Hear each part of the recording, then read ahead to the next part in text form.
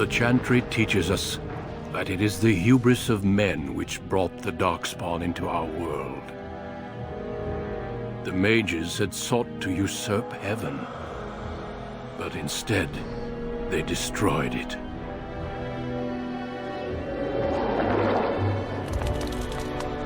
They were cast out, twisted and cursed by their own corruption. They returned as monsters, the first of the Darkspawn.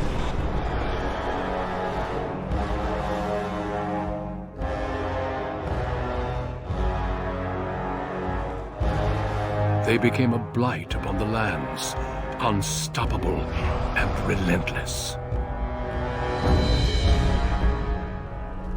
The Dwarven kingdoms were the first to fall, and from the deep roads, the Darkspawn drove at us again and again, until finally we neared annihilation.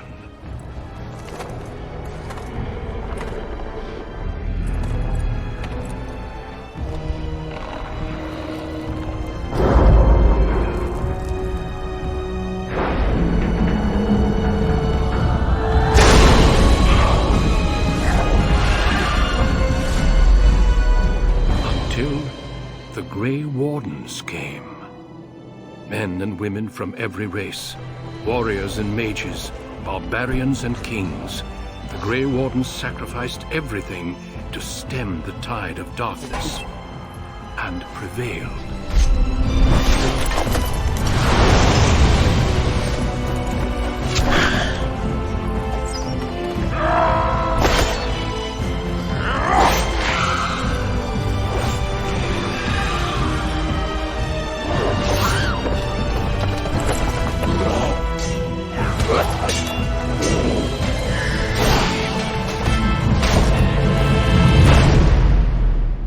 It has been 4 centuries since that victory, and we have kept our vigil. We have watched and waited for the Darkspawn to return. But those who once called us heroes have forgotten. We are few now, and our warnings have been ignored for too long.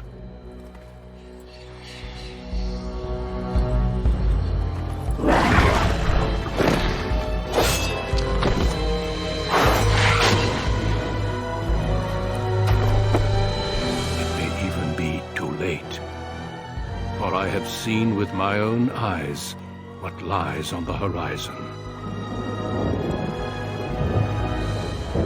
Maker, help us all.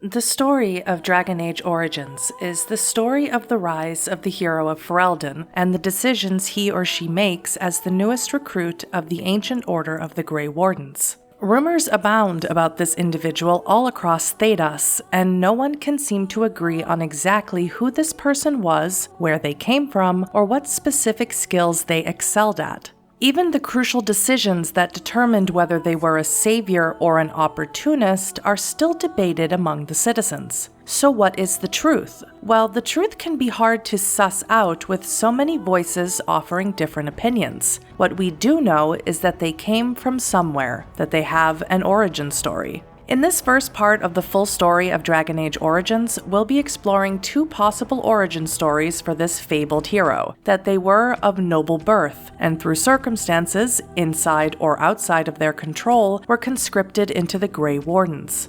Dragon Age Origins is also a game of many choices, and although we will explore some in the origin stories of this and future parts, the outcome will inevitably be the same. We will begin with human noble, Alyssa Cousland. For generations, your family, the Couslans, has stewarded the lands of Highever, earning the loyalty of your people with justice and temperance. When your country was occupied by the Orlesian Empire, your father and grandfather served the embattled kings of your land. Today, your elder brother takes up House Cousland's banner in service to the crown, not against the men of Orlais, but against the bestial Darkspawn rising in the south. I trust then that your troops will be here shortly. I expect they will start arriving tonight, and we can march tomorrow. I apologize for the delay, my lord. This is entirely my fault. No. The appearance of the Darkspawn in the south has us all scrambling, doesn't it? I only received the call from the king a few days ago myself. I'll send my eldest off with my men. You and I will ride tomorrow just like the old days. True. Though we both had less grey in our hair then. And we fought all legions, not monsters. At least the smell will be the same. I'm sorry, Pup, I didn't see you there. How? You remember my daughter? I see she's become a lovely young woman. Pleased to see you again, my dear. Was I brought here for a reason? Since your brother is leading our forces south and I'm going with the Owl, I'm leaving you in charge of the castle. Are you certain? What's involved in such a task? Only a token force is remaining here, and you must keep peace in the region. You know what they say about mice when the cat is away, yes? There's also someone you must meet. Please, show Duncan in.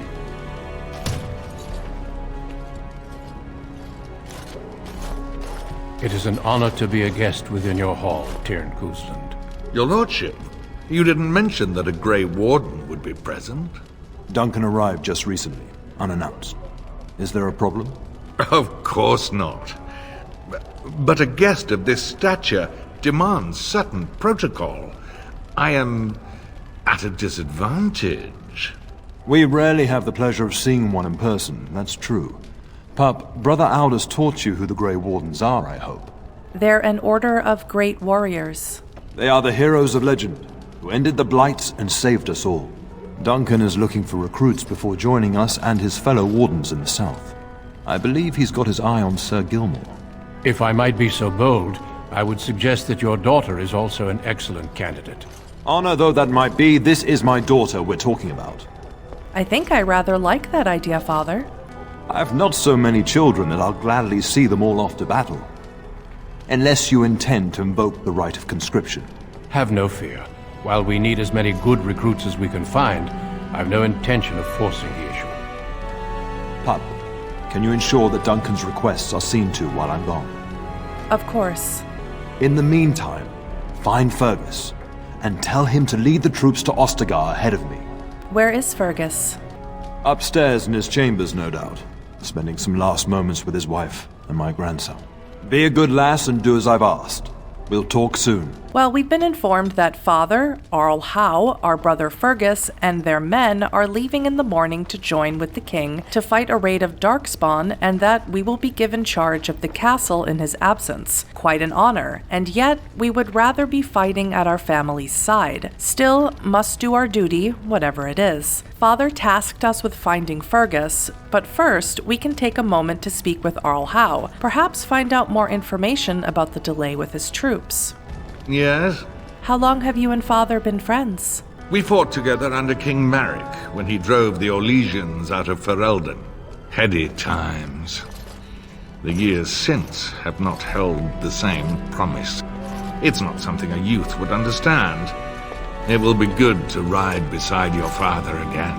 You knew King Maric? Your father hasn't spoken of our time with him?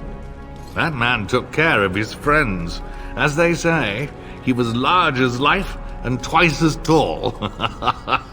It's too bad Kaelin isn't half that. You don't think much of King Kaelin? I think of him as much as he thinks at all. That's enough, Howe. You speak of our king. The girl did ask, your lordship. As per the latitude you allow. I merely offered my opinion. I trust the delay with your men is nothing serious. Poor weather, I believe. Their progress has been slow, but it's nothing you need worry about. You told my father the delay was your fault. In a manner of speaking. If I had reinforced our border levies earlier, my troops could have left before the rains. I confess, my confidence in your father allowed me some complacency. I guess that makes it as much his fault. Not the most pertinent issue, but since it came up, may as well inquire. Your son is interested in me? The topic has come up from time to time. The young and their infatuations. I got the impression Thomas didn't like me. I'm sure that was years ago. People change. To be honest, I have no expectations. And your father seems determined to let you find your own way. If something did happen, well, we'd address it as befits a family of our stature. We'll see. I'm sure there will be much to discuss once I return. I just want to wish you well, Arlhow. I thank you. That is quite unnecessary. Well, that was a strange reaction. I'm sure it's nothing. We can also speak with Duncan, the famed Grey Warden, honoring our family's halls, and see if we can find out some more information about this darkspawn threat. I'm sorry, but I believe your father wishes to talk to the Arl and myself alone. There is also an opportunity here to flirt with Duncan and make him quite uncomfortable, but I think Alyssa is a little more tactful than that, especially in front of her father. I was hoping to ask you a quick question or two. Very well. I doubt your father would mind a slight delay. Are there really darkspawn in the south? Indeed. We spotted a horde assembling in the Korkari Wilds not 3 weeks ago. Luckily, King Kaelin took us at our word and marshaled Ferelden's forces quickly. The first battles have already been fought. Your father and I must move quickly. How many darkspawn are there? Thousands. Perhaps 10,000 or more in this horde. Normally the darkspawn stay in the deep roads. It bodes ill that so many risk the surface. How much danger are Fergus and my father in? Well, I understand the first battles have gone easily.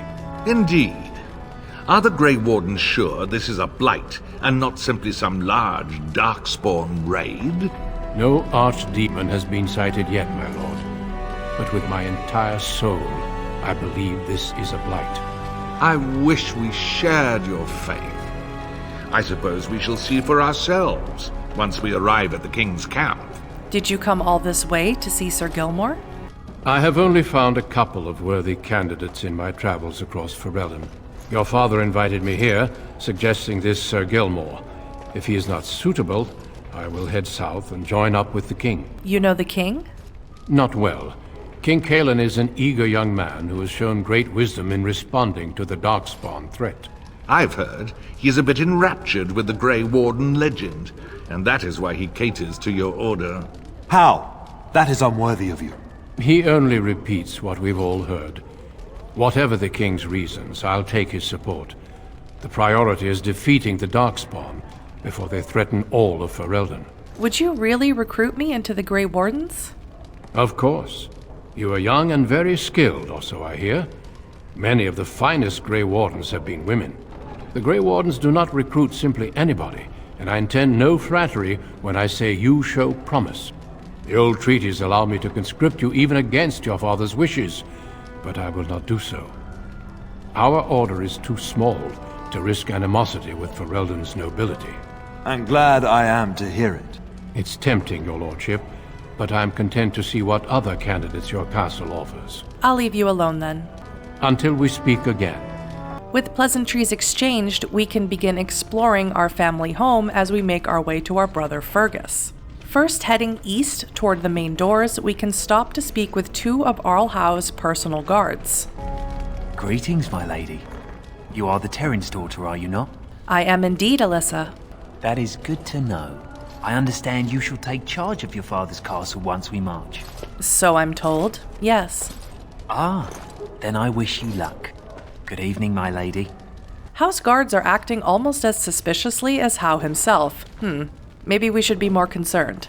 Heading through the main doors, there's not much to see. 2 rooms off to the north and south are locked, and since we are warrior class, we don't have the ability to lockpick them. Moving north from the main gates, we head into a corridor that swings around to the west. A door to the south leads to a servant's sleeping quarters with a chest inside that, once again, we are unable to open. Going back into the corridor, we can enter a room to the north that houses some more beds, as well as large bolts of cloth and looms, and 2 elven The servants. castle is so eerie with everyone preparing to ride south. It will be so empty. We will serve you well while the Terran is gone. Back into the corridor, we continue along until it swings around to the south, allowing us access back into the main hall where Father, Duncan, and Arl Howe still stand. Moving west, we run across Sir Gilmore, the man Duncan had come here to possibly recruit. There you are. Your mother told me the Terran had summoned you, so I didn't want to interrupt. Hello to you too, Sir Gilmore. Pardon my abruptness, my lady. It's simply that I've been looking everywhere for you. I fear your hound has the kitchens in uproar once again, and is threatening to leave. Did the dog get into the larder again? No matter how the maids try to keep him out, he always finds a way in. You know these Mabari hounds. He'll listen to his mistress, but anyone else risks having an arm bitten off. Then I guess I should go collect him. That would be wise, before Nan tears down the walls. You're quite lucky to have your own Mabari warhound, you know. Smart enough not to talk, my father used to say. Of course, that means he's easily bored. Nan swears he confounds her just to amuse himself. At any rate, your mother would have me accompany you until the matter is settled, shall we? To the kitchen, then. Just follow the yelling. When Nan's unhappy, she makes sure everyone knows it. This gives us a new quest, Mischief in the Larder, and we are tasked with getting our Mabari hound out of the kitchens. Fergus isn't going anywhere, and we're in no rush to say goodbye and send him off to war, so this is as good a distraction as any. Heading north and taking the first door on the left, the audible screams of Nan and the barking of our dog become increasingly louder. We see Nan and 2 elven servants standing by the door to the larder. Get that bloody mutt out of the larder! But mistress, it won't let us near. If I can't get into that larder, I'll skin both of you useless elves, I swear it. Calm down, good woman. We've come to help. You and you! Your bloody mongrel keeps getting into my larder. That beast should be put down. He's not a mongrel, he's a pureblood Mabari. A blight wolf is what he is. How am I supposed to work like this? Oh dear. Mistress, calm down, please. That's it. I'll quit. Inform the turner. I'll go and cook at some nice estate in the Banorn. Nan, please. We'll get the dog. Calm down. Just get him gone. I've enough to worry about with a castle full of hungry soldiers. You two, stop standing there like idiots. Get out of the way.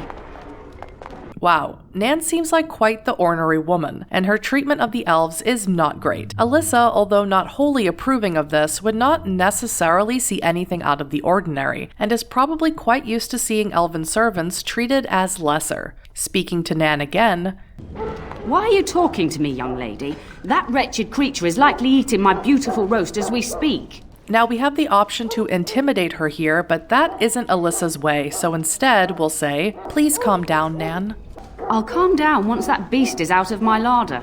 Well then, let's get our dog out of there. Opening the door.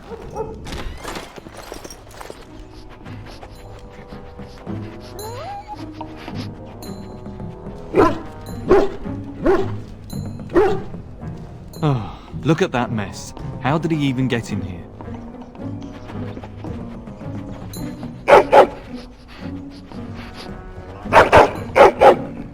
Are you trying to tell me something, boy?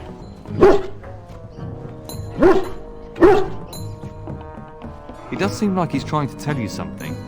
Wait, did you hear that?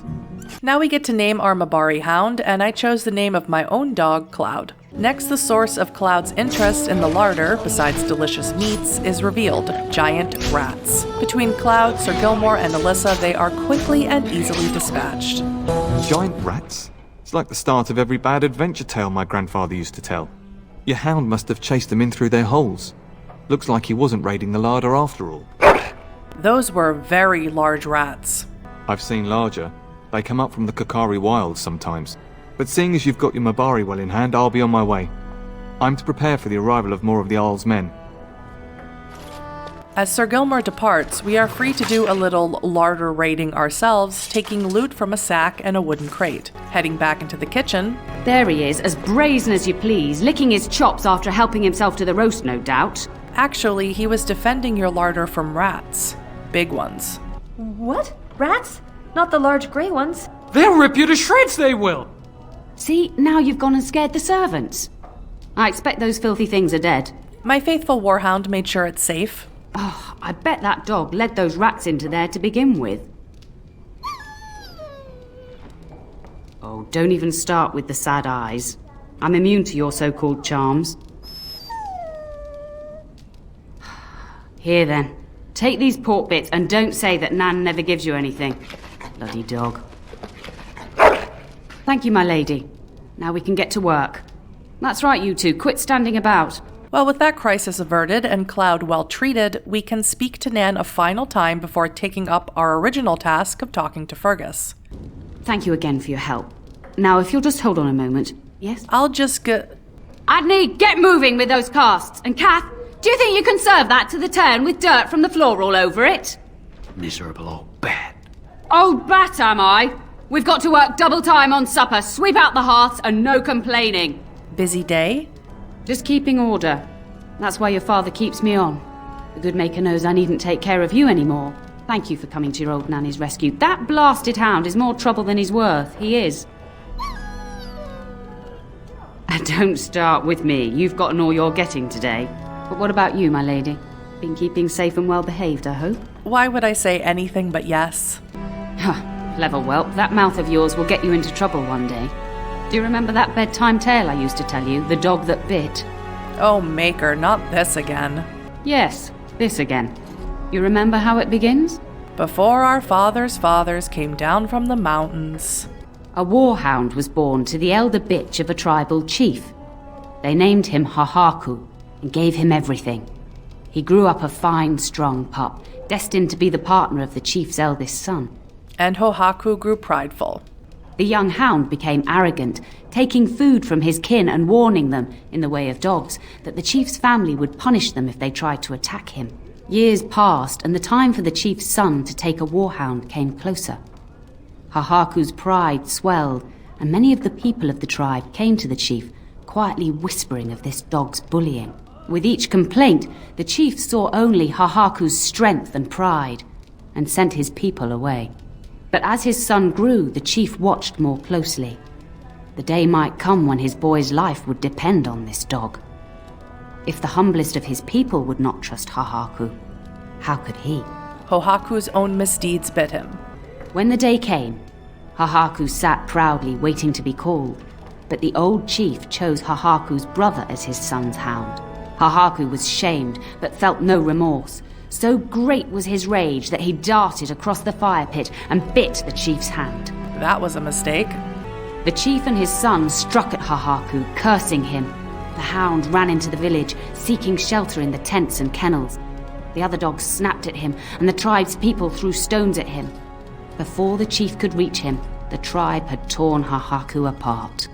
Now, what should you carry from this tale? Don't abuse your power. Exactly. Hahaku took advantage of a position he thought he was entitled to. But you're far too old now for an old woman to be reminding you to watch how you behave, Why did you tell me that story? It's a story worth repeating. That's all. Be off with you then. Tell your brother farewell before he rides off to war. Well, now that we've gotten our bedtime story early, it's back to business as we head back into the corridor. Turning south and then west, we reach a dining hall with nothing of interest inside. Continuing south past where Sir Gilmore interrupted us, we can go through the western door into the library, where we see an old man in the middle of a lecture for two young boys, as well as another man looking at a bookshelf towards the back of the room. Approaching them... Hello, my dear girl. By chance, I am beginning to teach these young squires about your family's history. Do we have to? History is boring.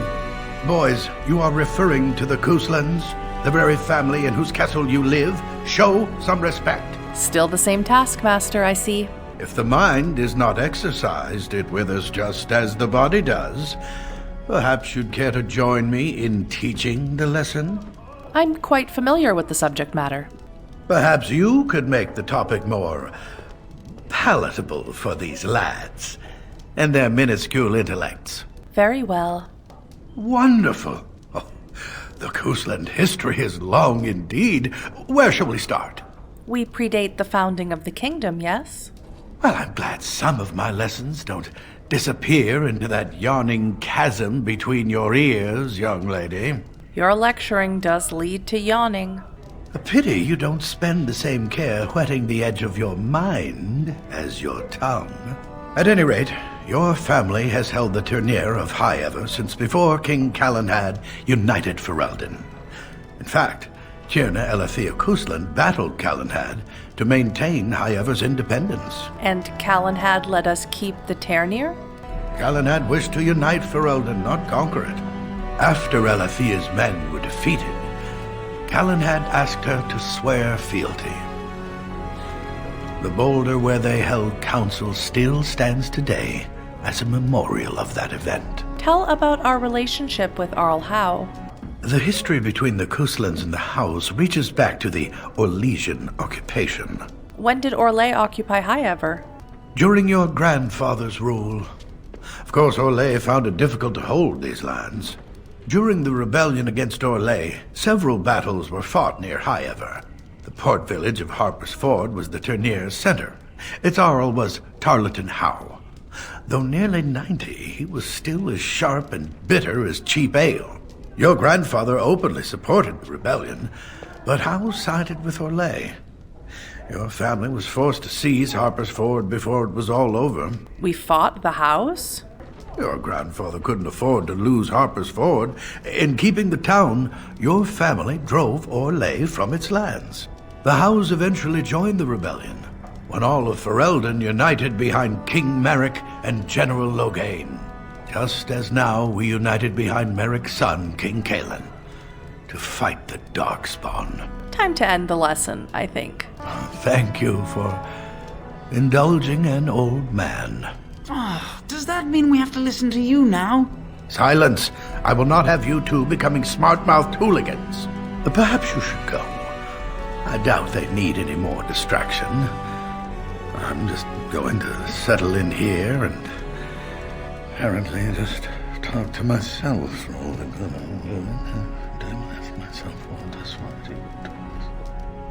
After the lesson, we receive a handful of new codex pages. Exploring the library, we can search through some of the bookshelves to find even more. Heading into the southern room, we find the study with more books we can look through, but we'll be coming back to this room in a little bit. Since we are in the library, we may as well read some of the codex pages we've received so far. The first is about Mabari warhounds. Dogs are an essential part of Ferelden culture, and no dog is more prized than the Mabari. The breed is as old as myth, said to have been bred from the wolves who served Dane. Prized for their intelligence and loyalty, these dogs are more than mere weapons or status symbols. The hounds choose their masters and pair with them for life. To be the master of a Mabari anywhere in Ferelden is to be recognized instantly as a person of worth. The Mabari are an essential part of Ferelden military strategy. Trained hounds can easily pull knights from horseback or break lines of pikemen, and the sight and sound of a wave of war dogs howling and snarling has been known to cause panic among even the most hardened infantry soldiers. The next one is about rats.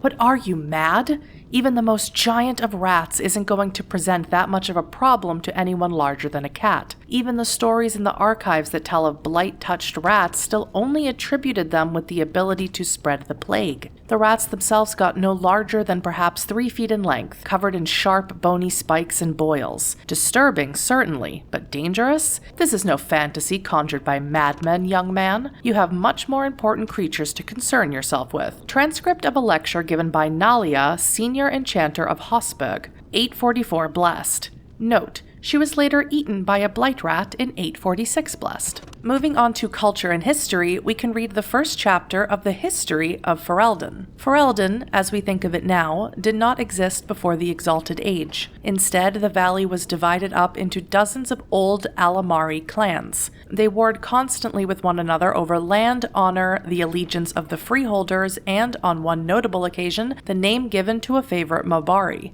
And then in the 33rd year of the Exalted Age, Calenhad Theorin became Tairn of Denerim, and everything changed. Most of what we know about the founding of our nation comes from old songs that the bards passed down through the ages. The songs are filled with wild exaggerations and outright lies, but this hardly differs from the scholarly papers of some of my contemporaries. There is no agreement among poets or scholars on how he did it, but Calenhad gained the support of the Circle of Magi, and they crafted for him a suit of silvery white armor that, by all accounts, repelled both arrow and blade. Calenhad led his army across the valley and captured Redcliffe, one of only 3 men who ever successfully laid siege to that fortress, and presented himself to the bands of the Landsmeet as their king. The poets tell us that every lord knelt before Calenhad without question. The fact that he attended the Landsmeet surrounded by ash warriors and loyal mages of the Circle is generally omitted from the ballads, however. From Calenhad came the line of Theorin kings and queens who reigned, uninterrupted, until the 44th year of the Blessed Age, when the Orlesian invasion came. The rightful king was forced to flee Denerim, and for 70 years, a puppet sat upon the throne. From Ferelden, Folklore and History by Sister Petrine,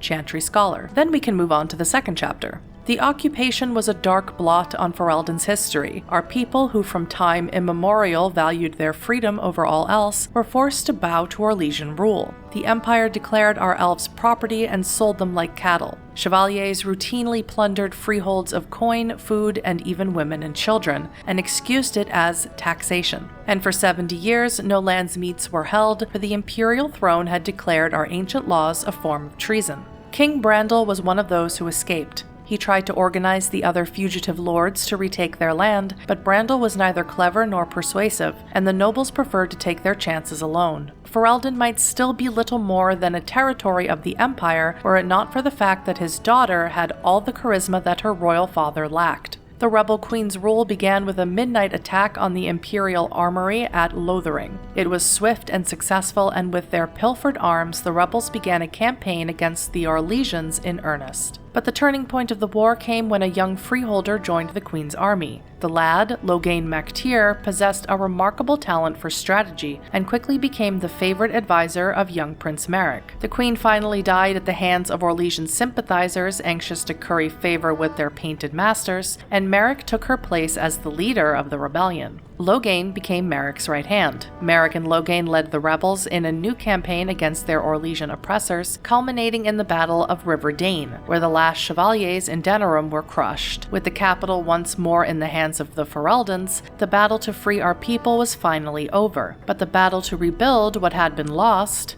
had only just begun. From Ferelden, Folklore and History by Sister Petrine, Chantry Scholar. Next we can read about the culture of Ferelden. The Fereldans are a puzzle. As a people, they are one bad day away from reverting to barbarism. They repelled invasions from Tevinter during the height of the Imperium with nothing but dogs and their own obstinate disposition. They are the coarse, willful, dirty, disorganized people who somehow gave rise to our prophet, ushered in an era of enlightenment, and toppled the greatest empire in history. There are a few things you can assume safely in dealing with these people. First, they value loyalty above all things, beyond wealth, beyond power, beyond reason. Second, although they have nothing in their entire country which you are likely to think at all remarkable, they are extremely proud of their accomplishments. Third, if you insult their dogs, they are likely to declare war. And finally, the surest sign that you have underestimated the Fereldans is that you think you have come to understand them. Empress Celine I of Orlais, in a letter to her newly appointed ambassador to Denerim. Next we can move on to talk about the dogs in Ferelden. I am frequently asked, during my travels in other lands, to explain the dogs omnipresent in Ferelden. Inevitably, I tell my foreign questioners that there are no more dogs in my homeland than in their own. In every civilized corner of Thedas, an astute observer will notice dogs employed in hunting games, keeping barns and storehouses free of vermin, herding livestock, guarding homes, and even used as beasts of burden in the mountains. It is simply that Fereldans show appreciation for the work that our dogs do, and perhaps the reason for that is tangled up in mythology. Hafter, the first man to be named Tern, the hero who united our Alamari ancestors to drive back the darkspawn of the Second Blight, was reputed to be the son of a werewolf. Now perhaps this was meant to be some comment on his temperament or simply a way of making a great man even larger than life, but more than half the noble families of Ferelden claim to be descendants of Hafter, and consequently many of our people believe they have some distant kinship with wolves. It is only good manners to be polite to one's kin.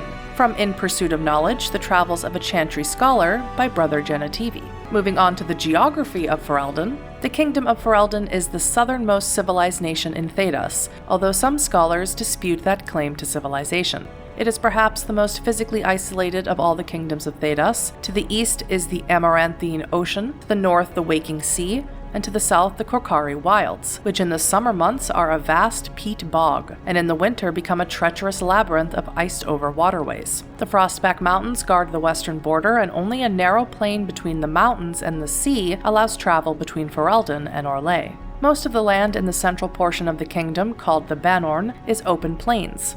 These are crossed by the remnants of an ancient Tevinter highway that once connected Val Royeaux with Ostagar, on the edge of the Korkari Wilds.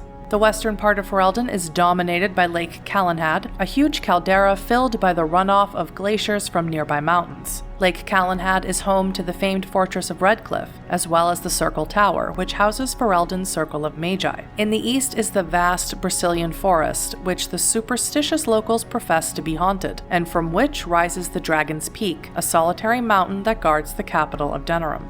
From In Pursuit of Knowledge, The Travels of a Chantry Scholar by Brother Genetivi. Next is an entry about Highever.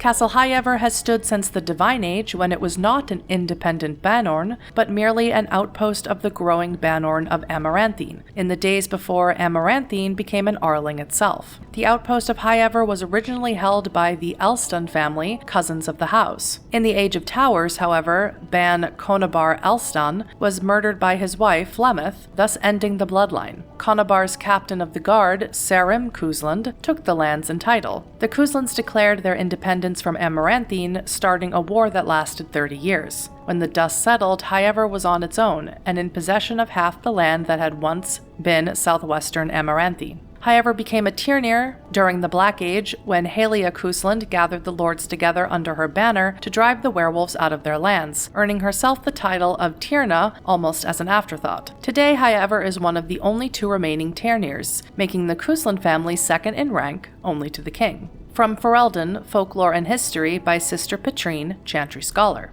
We also have an entry about the noble families of Ferelden.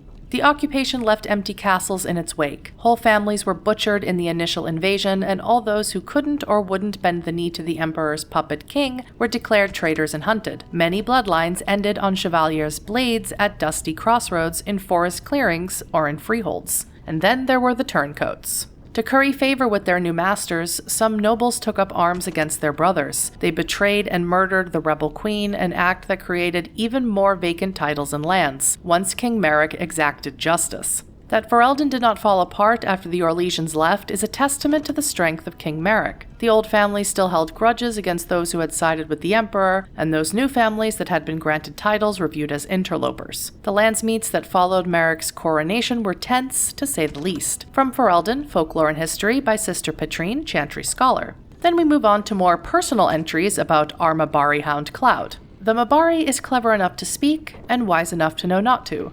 Ferelden Proverb. Alyssa's Warhound has a pedigree older than Highever and a penchant for driving cooks to distraction. Then there's an entry about Duncan. Men and women from every race, warriors and mages, barbarians and kings. The Grey Warden sacrificed everything to stem the tide of darkness and prevailed. Like many others, Duncan gave up his family name when he joined the ranks of the Wardens, a symbolic gesture of cutting ties. He might say this was a convenience in his case, however. His mother was from the Anderfells, his father from Tevinter. His childhood was spent in the Free Marches and Orlais. His people were everywhere, and his homeland was nowhere. He was given the almost impossible task of leading the Wardens in Ferelden, a kingdom that had thrown the Order out 200 years earlier. Facing local suspicion and hostility, he set about finding recruits. And finally, we can read an entry about Arl Rendon Howe. It will be good to ride into battle once more, won't it, old friend? The Arling of Amaranthine winds along the sinuous northeastern coast of Ferelden. The waking sea is known for its temper, and the storms that sweep in from the warmer northern waters are sudden and brutal. These are the lands of Rendon Howe. He was born during the occupation, and like many of the nobles at the time, joined Prince Merrick's rebels. He fought alongside young Bryce Kuzland, future Tairn of Highever, and Leonas Bryland, future Arl of the South Reach, at the bloody Battle of White River. It was the most catastrophic defeat of the entire occupation, from which only 50 rebel soldiers escaped alive. Although he was decorated for valor by King Merrick, Howe's abrasive manners have earned him almost universal dislike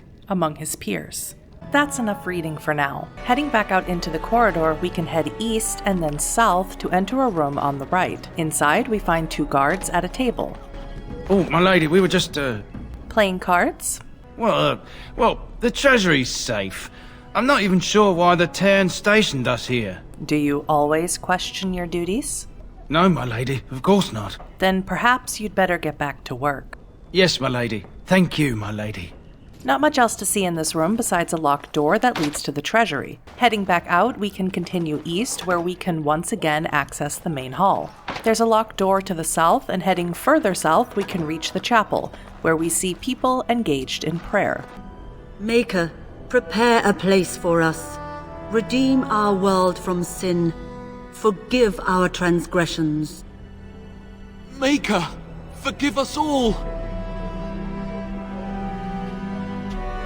Have you come to pray for your brother and father?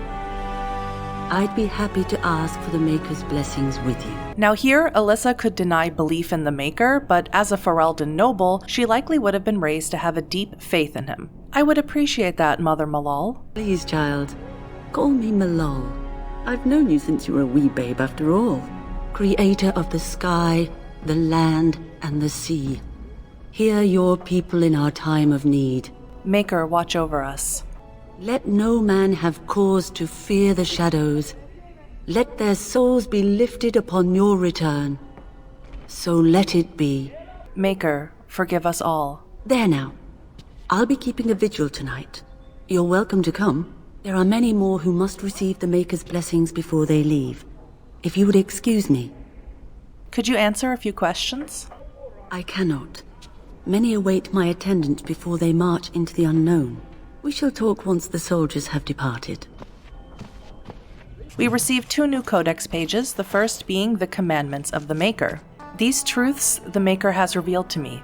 As there is but one world, one life, one death, there is but one God, and He is our Maker. They are sinners who have given their love to false gods. Magic exists to serve man and never to rule over him. Foul and corrupt are they who have taken his gift and turned it against his children. They shall be named Maleficar, accursed ones. They shall find no rest in this world or beyond. All men are the work of our Maker's hands, from the lowest slaves to the highest kings. Those who bring harm without provocation to the least of his children are hated and accursed by the Maker. Those who bear false witness and work to deceive others know this. There is but one truth. All things are known to our Maker, and he shall judge their lies.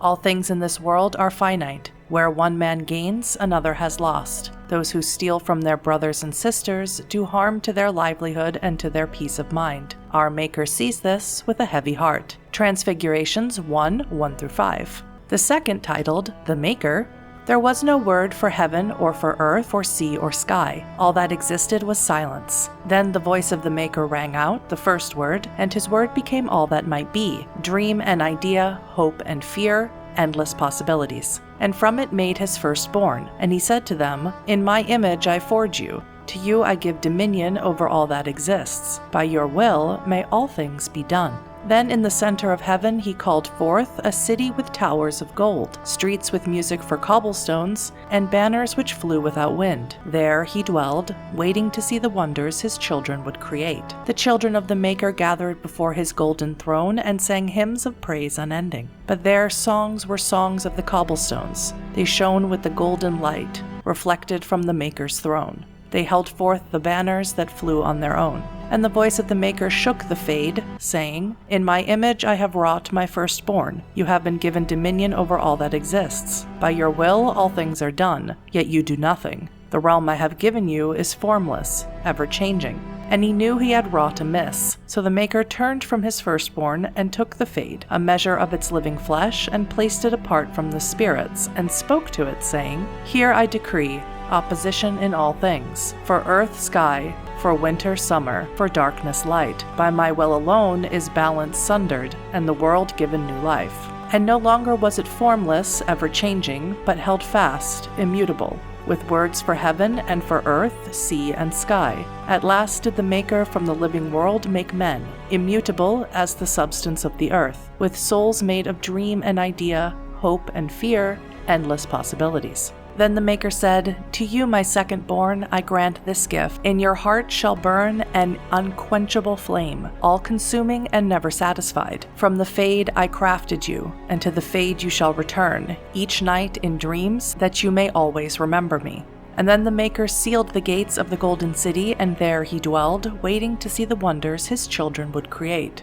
Threnodies 5:1-8. Another codex page, Andraste, Bride of the Maker, can be found on the altar. There was once a tiny fishing village on the waking sea that was set upon by the Tevinter Imperium, which enslaved the villagers to be sold in the markets of Minrathos, leaving behind only the old and the infirm. One of the captives was the child Andraste. She was raised in slavery in a foreign land. She escaped, then made the long and treacherous journey back to her homeland alone. She rose from nothing to be the wife of an Alamari warlord. Each day she sang to the gods, asking them to help her people who remained slaves in Tevinter. The false gods of the mountains and the winds did not answer her, but the true god did. The Maker spoke. He showed her all the works of his hands, the Fade, the world, and all the creatures therein. He showed her how men had forgotten him, lavishing devotion upon mute idols and demons, and how he had left them to their fate. But her voice had reached him, and so captivated him that he offered her a place at his side, that she might rule all of creation.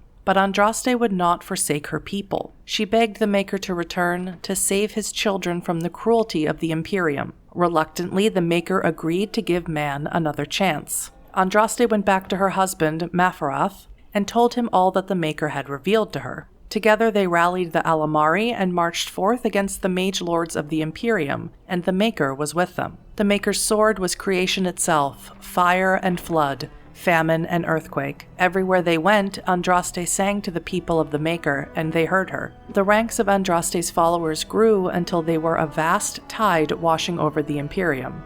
And when Mafarath saw that the people loved Andraste and not him, a worm grew within his heart, gnawing upon it. At last the armies of Andraste and Mafarath stood before the very gates of Minrathus, but Andraste was not with them. For Mafarath had schemed in secret to hand Andraste over to the Tevinter. For this, the Archon would give Mafarath all the lands to the south of the Waking Sea. And so before all the armies of the Alamari and of Tevinter, Andraste was tied to a stake and burned while her earthly husband turned his armies aside and did nothing, for his heart had been devoured. But as he watched the pyre, the Archon softened. He took pity on Andraste and drew his sword and granted her the mercy of a quick death. The Maker wept for his beloved, cursed Mafarath, cursed mankind for their betrayal, and once again turned from his creation, taking only Andraste with him. And Our Lady sits still at his side, where she still urges him to take pity on his children.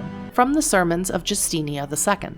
And another, The Chant of Light, the Blight, can be found on a bookshelf. No matter their power, their triumphs, the mage lords of Tevinter were men and doomed to die. Then a voice whispered within their hearts, "Shall you surrender your power to time like the beasts of the fields? You are the lords of the earth. Go forth to claim the empty throne of heaven and be gods." In secret they worked, magic upon magic. All their power and all their vanity they turned against the veil, until at last it gave way. Above them a river of light, before them the throne of heaven, waiting. Beneath their feet the footprints of the Maker, and all around them echoed a vast silence. But when they took a single step toward the empty throne, a great voice cried out, shaking the very foundations of heaven and earth. "And so is the golden city blackened with each step you take in my hall. Marvel at perfection, for it is fleeting. You have brought sin to heaven and doom upon all the world." Violently were they cast down,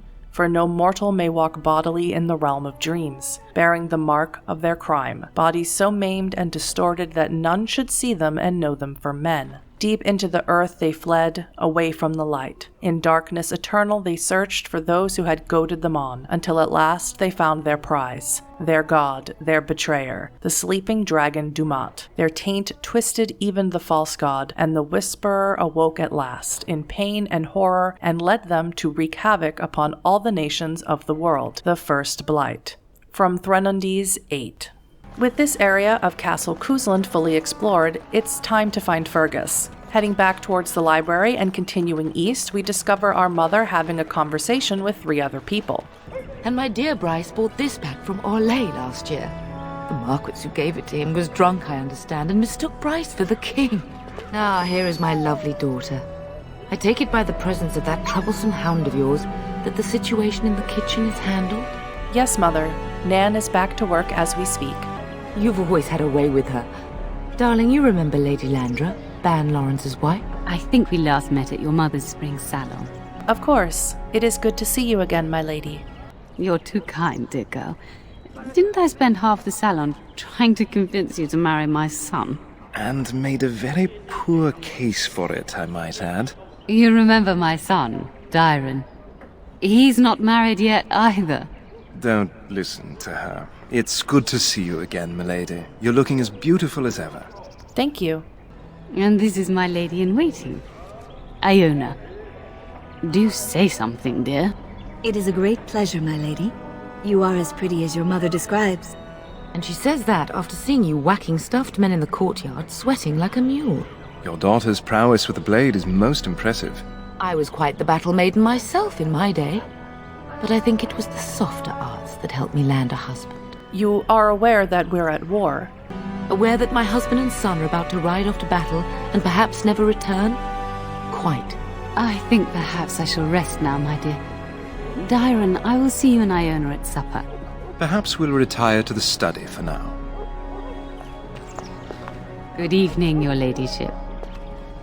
Now here we can get distracted once again and speak with Dyron and Iona in the study, but first, let's have a quick chat with our mother. You should say goodbye to Fergus while you have the chance. Why can't I go with Father and Fergus? I know it's difficult to stay in the castle and watch others ride off, but we must see to our duties first. You understand that, don't you? I could make a difference. You are here. Trust me, you'll get your chance for excitement soon enough. Did you know there's a Grey Warden here? Yes, your father mentioned that. You haven't got it into your head that you want to be recruited. The Darkspawn have returned. Grey Wardens are needed. There's enough here at the castle to occupy you. I don't need you off chasing danger like your brother. I have a bad feeling about all of this. As do I. Your father and brother are marching off to fight Maker knows what. All the assurances in the world don't comfort me, but it wouldn't help for us to take up arms and follow. Fergus and your father have their duty and we have ours. I should go. I love you, my darling girl. You know that, don't you? I'm hardly a girl any longer. Indeed. I turned around and here you are, a fine woman in your own right. But that doesn't mean I have to like it. Go do what you must then. I will see you soon.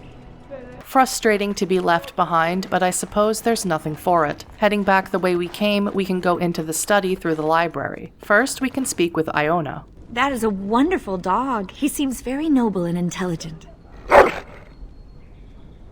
Greetings once again, my lady. I haven't seen many elven ladies in waiting. Lady Landra has been very good to me. I am lucky. If I may, I see that you have no ladies in waiting. Is this usual for a noblewoman of your rank? Maybe a little. I've never needed one. That is a very Ferelden attitude, I think, to be so self-sufficient. How did you come to know Lady Landra? My family has been in service to hers for many years. Lady Landra elevated my place as a reward for our loyalty. I hope this position might pass to my daughter. You have a daughter? Forgive me, I shouldn't have mentioned her. Tell me about her. Her name is Amathine. Her father died of a wasting sickness 2 years ago. I'm sorry to hear that. Thank you. He is with the Maker now. It sounds like Lady Landra has been good to you. Lady Landra is good to her elven servants. That is not true in many households, but I hear it is in yours. It speaks well of your father to show such compassion. Good evening. Farewell, my lady. Good luck on managing this castle in the coming months. I imagine it shall be very difficult. Next we can talk to Dyron. Hello again. Your castle study is wonderful. Might I ask whose collection this is? It was my grandfather's, but I come here often to read. So would I. Do you have a favorite book? The Dragons of Tevinter by Brother Timaeus. Good choice. Timaeus' theory on the nature of dragons and how they connect to Darkspawn is quite intriguing. So you're going to be riding with my father tomorrow? Yes, though I don't know when. I will leave when your father does. I'll ride as his second. Glorified squire, more or less. I'll care for his horse and armor and such. It's quite an honor. Will you actually fight? I hope so. I admit to trepidation about facing Darkspawn, but I can't imagine an opponent more worthy of defeat. Do you know anything about the Grey Wardens? No more than anyone else. Is it true there is one here in the castle? Have you met him? It's true. I've met him. I'd join the Grey Wardens in a heartbeat. Can you imagine destroying the Darkspawn forever? Becoming a hero? But I'd never gain a Grey Warden's notice. I'll have to be happy under your father's command. I should go. Of course, milady. I am sure you have much to do yet. Now it should be noted here that Alyssa can flirt with either Dyron or Iona and invite them to see her privately in her bedchamber after dinner. Let's see if Dyron is into it. So would I. Do you have a favorite book? The Art of Passionate Love by Brother Capria. Oh, that was banned by the Chantry, wasn't it? Quite provocative, I understand. I've, never read it myself. I could tell you all about it. Oh, that's not necessary. Perhaps another time. Let's talk about me. I like that topic. I don't actually know you that well, milady. You're beautiful, capable, but beyond that, a bit of a mystery to me. You think I'm beautiful? Was there any question of it? I'd like to get to know you a little better. I'd like that. What did you have in mind?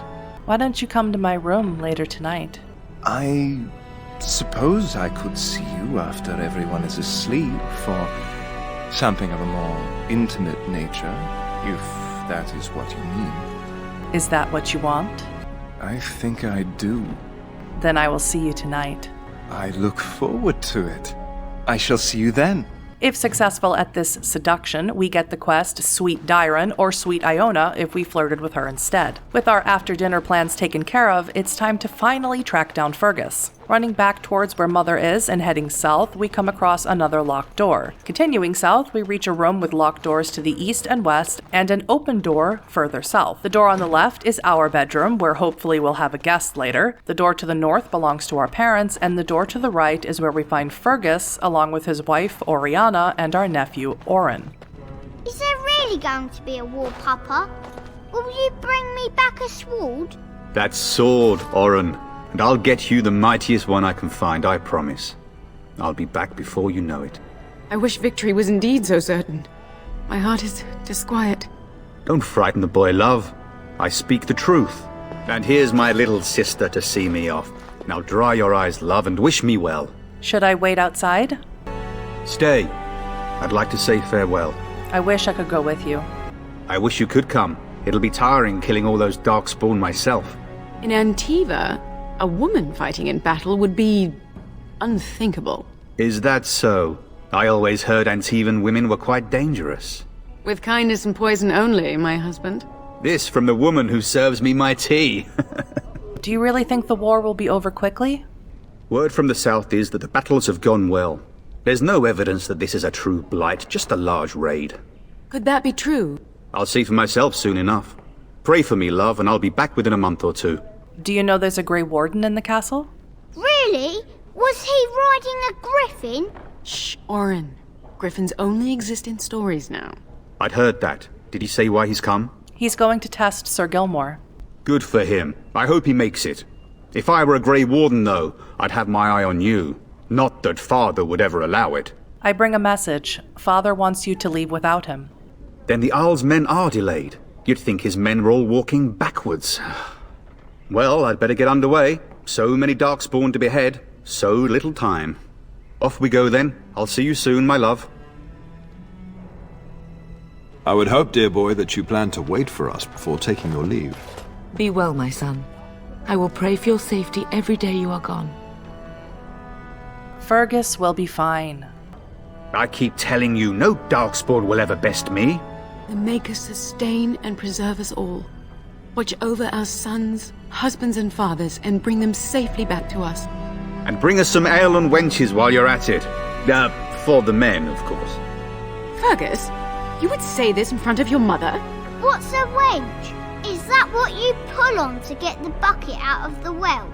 A wench is a woman that pours the ale in a tavern, Orin.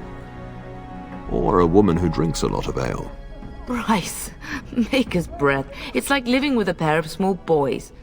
Thankfully, I have a daughter. I'll miss you, Mother dear. You'll take care of her, sister, won't you? Mother can handle herself. Always has.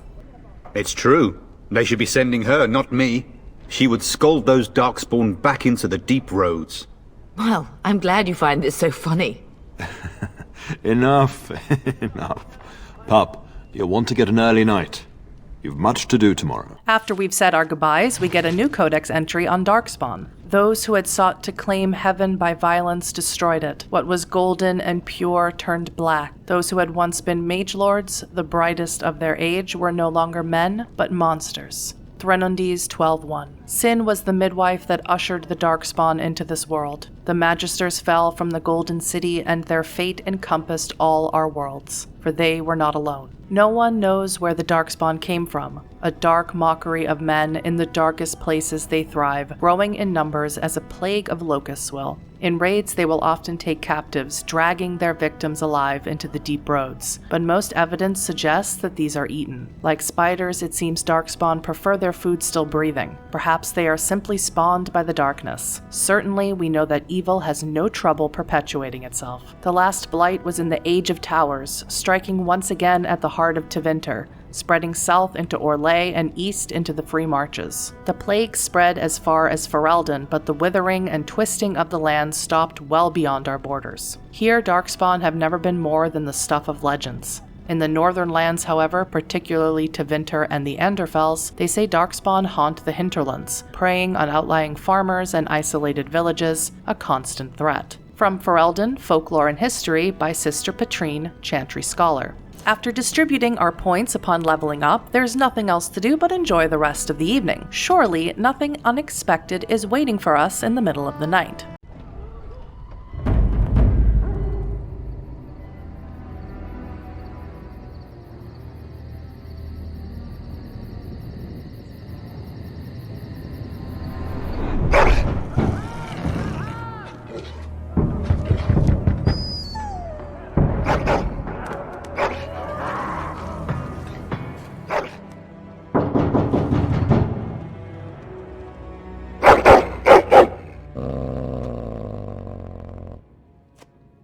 I'm sorry, I've been trying to quiet him, but he won't have it. I don't know why he's so angry. I thought I heard yelling when I woke up, but now I hear nothing.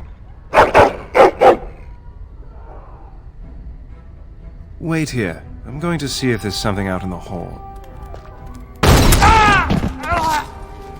Men are attacking? Whose men? Poor Dyron. There's no time to grieve, we have to act. Re-equipping our armor and weapons, Cloud and Alyssa fight back, easily dispatching them. Unfortunately, more men await us in the hall and are trying to break into our parents' room. We realize here that these are house men, but there's no time to think about that now. Taking them out just as easily as before. Darling, I heard fighting outside and I feared the worst. Are you hurt? I was about to ask you that. They never got through the door, thanks to you. A scream woke me up. There were men in the hall, so I barred the door. Did you see their shields? Those are Hal's men. Why would they attack us? He's betrayed Father. He attacks while our troops are gone. You don't think Hal's men were delayed? On purpose? That bastard. I'll cut his lying throat myself. Have you seen your father? He never came to bed. No, I haven't. I was in my room. We must find him. We should check on Oriana and Orin as well. And trust his mercy. What if the soldiers went into your brother's room first? Let's check on them quickly. Then we'll look for Bryce downstairs. No matter their orders, Howe's men wouldn't bring swords against an innocent child and his unarmed mother. Perhaps we can salvage some things here, darling. Some of your father's belongings are in that trunk. Taking a quick check around our parents' room, we see a locked chest and trunk with some extra gear inside that belongs to our father. Racing into their room. No! My little Orin! What manner of fiend slaughters innocents? Why would they do this? How is not even taking hostages? He means to kill all of us. Oh, poor fuckers. Let's go, I don't want to see this. Just like with Dyron, there's no time to mourn, to grieve the loss of family. We have to find Father and put a stop to this onslaught. Heading back into the main area of the castle, we face even more of Howe's men, but they are no match for Alyssa, Cloud, and Eleanor. I realize at this point I didn't give Eleanor any weapons, and unfortunately I didn't realize this until later. Heading through the previously locked door to the west, they see Lady Landra's body on the ground. As you say. Oh, dear Landra. I'm so sorry. If she hadn't come to me, if she hadn't been here. Continuing on, Mother stops us. Can you hear the fighting? Hal's men must be everywhere. I don't want you in danger, Mother. My only grandchild is a ravaged corpse. What do I care about danger? The front gates. That's where your father must be. Is there nothing else we can do? I have my treasury key. We could go there first and take the Kuslan sword from the vault. If anything is worth fighting to keep out of Howe's hands, it's that sword. But it may be a dangerous path. Then let's go to the treasury. If Howe's men are inside, they must already control the castle. We must use the servant's entry in the larder to escape. Do you hear me? I hear you. Then let us be swift. This grants us a new quest, the Kuslan Treasury, and we know from earlier when we interrupted the guards playing cards, it's on the way to the main hall, and there's a chance Father might be there. Heading into one of the guards' quarters, we can loot a fallen knight, then running east, we come across a man. The castle has fallen! I'm getting out of here! Here we can either let him leave as he wishes or persuade him to fight with us. Let's try and recruit him to our cause. Don't be a coward. Stand and fight. Yes, my lady! Here they come! He accepts and proves himself a capable fighter. After dispatching them and more of Howe's men in the dining hall, we can check on Aldous, our former tutor we talked to earlier in the day. You will be avenged, old sage. I swear it. He too was not spared by Howe's men. We can loot a pile of books in here as well as a locked chest in the study. Oddly, Iona's body doesn't appear here. Perhaps she escaped. Perhaps she was taken. Maker only knows. We're getting close to the treasury. The Kuslan family blade lies inside. Use that key I gave you. That blade cannot fall into Howe's hands. Reaching the treasury, we find the guards we talked to earlier slain here as well. Using Mother's key on the door, we find the Kuslan blade and shield among other loot, but we are not strong enough to hold the shield yet. Upon exiting, more of Howe's men wait for us. While we're here, I suppose we should check on Mother Malal. We find another fallen knight in the room to the south, and we find the chapel overrun with both Howe's men and Kuslan guards. Joining the fray, they are easily taken care of, but there's no sign of Malal. It's time to head into the main hall, but more of Howe's men wait for us there. How many did he have stashed away? Killing them quickly, we head into the main hall where even more of Howe's men, including a mage this time, are attacking Kuslan guards. Taking them out, Sir Gilmore approaches us, looking worse for wear. Go! Man the gate! Keep those bastards out as long as you can! Your ladyship, my lady, you're both alive! I was certain Howe's men had gotten through. Have you seen my father? He was looking for you two. He told us to hold the hall as long as possible. When I realized what was happening, it was all I could do to shut the gates. But they won't keep Howe's men out long. If you've another way out of the castle, use it quickly. Where is the Grey Warden? I've no idea. You don't think he's involved in this, do you? Perhaps he was sent to kill Bryce? Oh dear. Have you seen him? When I last saw the Turn, he'd been badly wounded. I urged him not to go, but he was determined to find you. He went towards the kitchen. I believe he thought to find you at the servants' exit in the larder. Bless you, Sir Gilmore. Make her watch over you. Make her watch over us all. There's even more men outside beating on the gates, and 3 guards won't hold them off long. Alyssa wants to stand and fight, but she has to think of her mother and her father if he still lives. The Grey Warden? Where is he? Does he have something to do with all this? There's no time. Racing towards the kitchen, there are more of Howe's stragglers to dispatch. Heading into the northern door first, we encounter some panicking elven servants, and we can loot a wooden crate. Going east, there are 2 more of Howe's men to kill, saving more elven servants from their wrath, but there's nothing of interest in the room. Fire blocks the path east, so backtracking and taking the corridor west, there's more enemies waiting. Finally, we find the kitchen and sadly see Nan and one of the elven servants dead on the ground, as well as a barrel to loot in the corner. Entering the larder,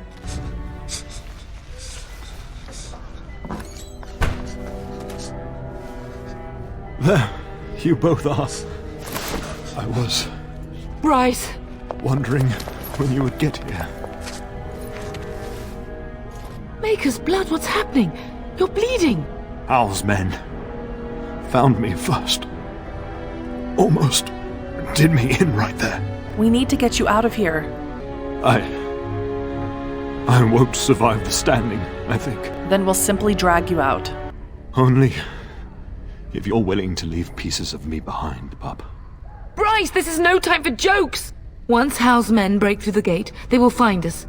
We must go! Someone must reach Fergus. Tell him what has happened. You can tell him yourself, Father. I wish I could go. Bryce, no. The servants' passage is right here. We can flee together, find you healing magic. The castle is surrounded. I cannot make it. I'm afraid the Turn is correct. House men have not yet discovered this exit, but they surround the castle. Getting past will be difficult. You are Duncan, then? The Grey Warden? Yes, your ladyship. The Turn and I tried to reach you sooner. My daughter helped me get here. Make her be praised. I am not surprised. Thank you for saving my father. I fear your thanks are premature. I doubt I have saved him. Whatever is to be done now, it must be quick.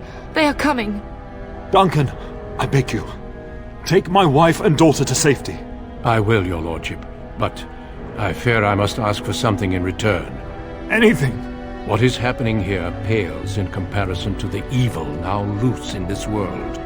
I came to your castle seeking a recruit. The Darkspawn threat demands that I leave with one.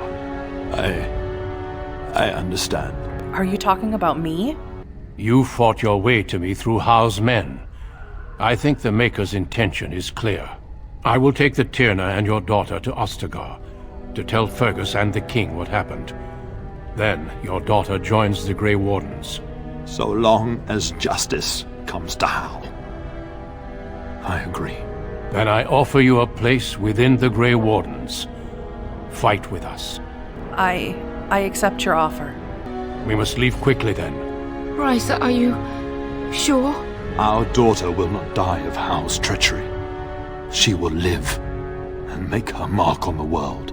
Darling, go with Duncan. You have a better chance to escape without me. Eleanor. Hush, Bryce. I'll kill every bastard that comes to that door to buy them time. But I won't abandon you. I won't let you sacrifice yourself. My place is with your father. At his side to death and beyond. I'm so sorry it's come to this, my love. We had a good life and did all we could. It's up to our children now. Then go, pup. Warn your brother. You know that we love you both. You do us proud. They've broken through the gates. We must go now. Goodbye, darling. But the humans aren't the only races with noble lines. This was just one possible identity of the future hero of Ferelden. In the next part, we'll go deep underground and see how different or similar the origin of the noble dwarf is, and how they were recruited into the Grey Wardens. Thank you so very much for watching, and as always, I'll see you in the next one.